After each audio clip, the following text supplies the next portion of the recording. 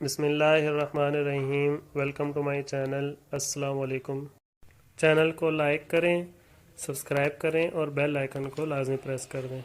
जी, जो आप इंतज़ार कर रहे थे गेस्ट पेपर का और क्या तैयारी करनी है क्या तैयारी नहीं करनी है, आपके पेपर्स के एक महीना भी नहीं रह गया। तो जो बच्चे जो है ना पास होना चाहते हैं और अच्छे नंबर लेना चाहते हैं तो उनके लिए वीडियो आ गई है। वो इस गेस्ट पेपर की तैयारी करें और सिर्फ इसकी तैयारी करें। टाइम आपके पास बिल्कुल थोड़ा सा है और टाइम बिल्कुल नहीं ज़ाया करना। आपने किताबों को लेकर बैठ जाएं और जो जो चीज़ें आपको बताई जाएंगी आपने सिर्फ उसकी तैयारी करनी है और उसके अलावा आपने बाकी चीज़ें छोड़ना चाहें तो छोड़ भी सकते हैं। हाँ, अगर आपने टॉप करना है, बहुत अच्छे नंबर लेने, तो फिर आप कोशिश करें कि ज़्यादा से ज़्यादा तैयारी करें और किसी भी चीज़ को आप स्किप ना करें और बहुत ज़्यादा तैयारी करें।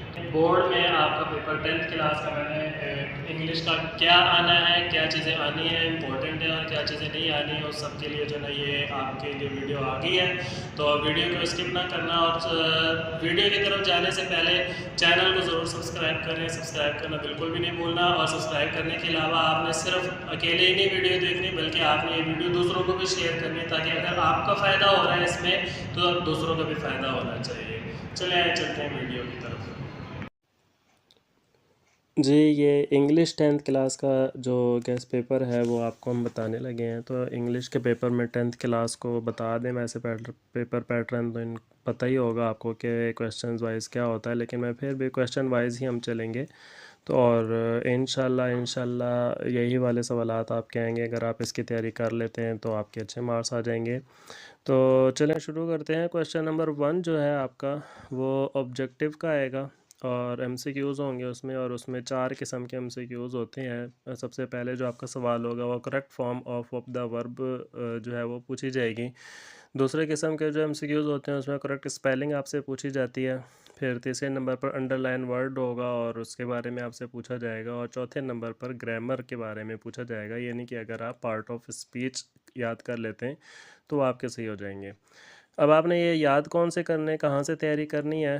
तैयारी आपने जो है ना हर चैप्टर के एंड पर एमसीक्यूज़ कुछ दिए हैं, 2 4 5 हर एक चैप्टर में दिए हैं, वो वाले कर लें। ग्लॉसरी दी भी होती है हर यूनिट के एंड पे, उसको आप कर लें। और अगर आप वो सारा नहीं करना चाहते और आप चाहते हैं कि बस एक ही चीज़ बताएं जो करनी है, तो आपके रिव्यूज़ जो हैं, रिव्यू नंबर 1 2 और 3 टेक्स्ट बुक में आपके मौजूद हैं। वो बहुत ज़्यादा इंपॉर्टेंट है। आपके सारे एमसीक्यूज़ जो हैं तकरीबन 90% 99% आपके एमसीक्यूज़ उसी में से आ जाते हैं। तो आप उसकी तैयारी कर लें, इंशाल्लाह अच्छे एमसीक्यूज़ की आपकी तैयारी हो जाएगी। इसके बाद क्वेश्चन नंबर 2 जो आपका है वो होता है शॉर्ट क्वेश्चंस का। शॉर्ट क्वेश्चंस के लिए वैसे मैंने जो चैप्टर्स ये यहाँ पर मेंशन किए हुए, इन चैप्टर के शॉर्ट क्वेश्चंस जो है ना एक्सरसाइज वाले, वो सारे याद कर लें तो ज़्यादा ही बेहतर है।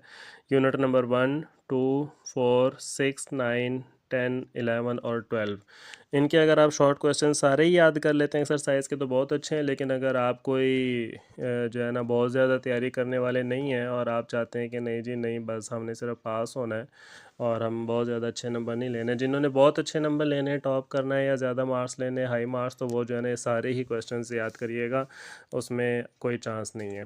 बाकी जो है चाहते हैं कि नहीं जी हमें बस सिर्फ फिक्स बताया जाए कौन कौन से, तो ये देखें चैप्टर नंबर 1 जो है हज़रत मोहम्मद सल्लल्लाहु अलैहि वसल्लम, इसके एक्सरसाइज का क्वेश्चन नंबर 2 5 और 6 याद करें। और उसके आगे बॉक्स क्वेश्चन मैंने लिख दिया है, why did the non Muslim trust the रसूल सल्लल्लाहु अलैहि वसल्लम, ये वाला याद करें। क्वेश्चन नंबर 2 है चाइनीज़ न्यू ईयर का, इसका शॉर्ट क्वेश्चन नंबर एक्सरसाइज का 1 4 और 6, और बॉक्स क्वेश्चन होगा what is Chinese believe about cleaning houses before new year day.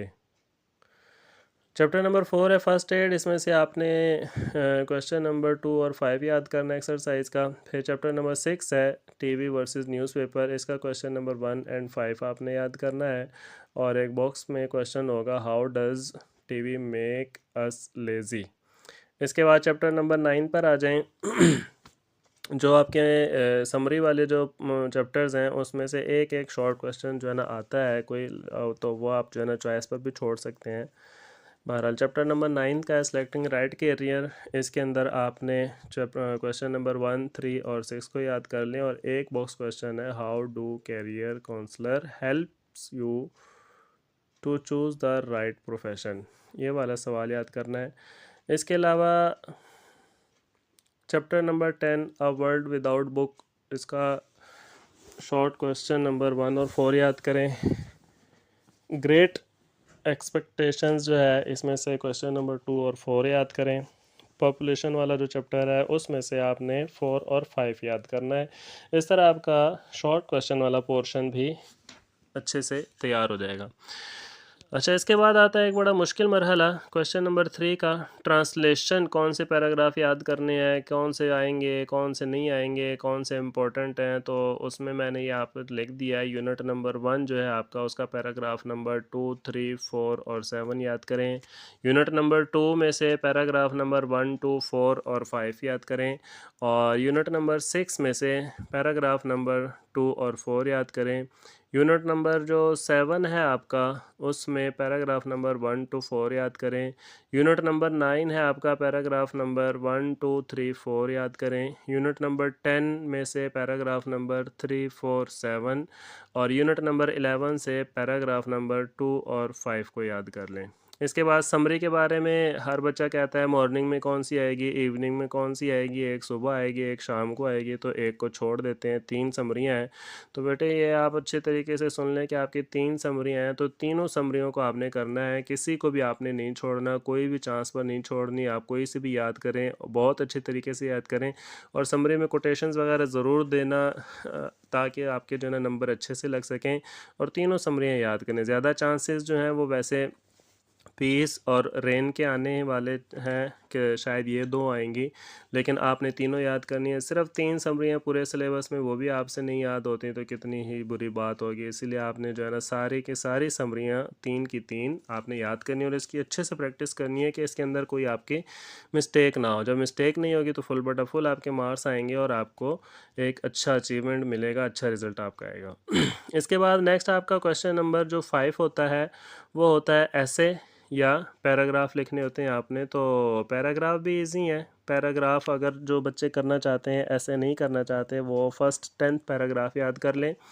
उसके अलावा जो बच्चे ऐसे याद करना चाहते हैं उनके लिए मैंने ये कोई 10-11 ऐसे बताएं और ये बड़े आम से हैं जो कि पहले ही आपको याद होंगे। बस आपने अच्छे तरीके से करने हैं और इसमें आपने कोटेशंस लाजमी डालनी है और इसको बड़ा करके लंबा करके लिखना है ताकि 15 नंबर का आपका जो ये ऐसे है ये आपको नंबर पूरे के पूरे मिल जाएं।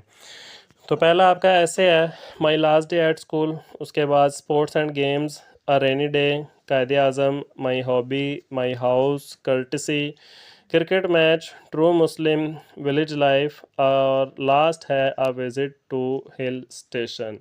ये जो मैच वाला है इसमें मैच कोई भी हो सकता है, हॉकी मैच हो सकता है और क्रिकेट मैच हो सकता है, फुटबॉल मैच हो सकता है, इस तरह का आ सकता है। तो ये वाले आपने ऐसे याद करने। उसके बाद आपका आएगा क्वेश्चन नंबर 6 जो है वो डायरेक्ट इनडायरेक्ट का होगा। तो डायरेक्ट इनडायरेक्ट का जो है कोई ख़ास गैस नहीं होता, कौन सा आएगा, कहाँ से आएगा, कुछ पता नहीं लगता, कहीं से भी आ सकते हैं। तो आपने जो ना ग्रामर एंड कंपोजिशन का बुक पेज नंबर 72 75 लिखा है और जो दूसरी बुक है उसका पेज नंबर 123। बहरहाल आपके पास जो भी बुक अवेलेबल है उस बुक के ऊपर जहाँ पर भी डायरेक्ट इनडायरेक्ट मौजूद हैं आपने उन डायरेक्ट इनडायरेक्ट की प्रैक्टिस करनी है बहुत ज़्यादा। ये रट्टा लगाने वाली चीज़ नहीं है कि आप याद कर लेंगे, ये बहुत सारे जुमले होते हैं, इसका सिर्फ प्रैक्टिस करनी है। सिर्फ 3-4 रूल्स हैं, अगर उन रूल्स को आप अच्छे तरीके से समझ लें तो डायरेक्ट इनडायरेक्ट आपके बिल्कुल सही हो सकते हैं। तो डायरेक्ट इनडायरेक्ट की बहुत ज़्यादा प्रैक्टिस करें। जैसे आप मैथ के क्वेश्चंस की प्रैक्टिस करते हैं, फिज़िक्स के न्यूमेरिकल की प्रैक्टिस करते हैं, तो इस तरीके से आपको डायरेक्ट इनडायरेक्ट की थोड़ी प्रैक्टिस करनी पड़ेगी। तो इसके लिए थोड़ा सा टाइम निकाल लीजिएगा ताकि आपको डायरेक्ट इनडायरेक्ट के नंबर भी लाजमी मिले। इसके बाद आपका क्वेश्चन नंबर 7 होता है पेयर ऑफ वर्ड्स।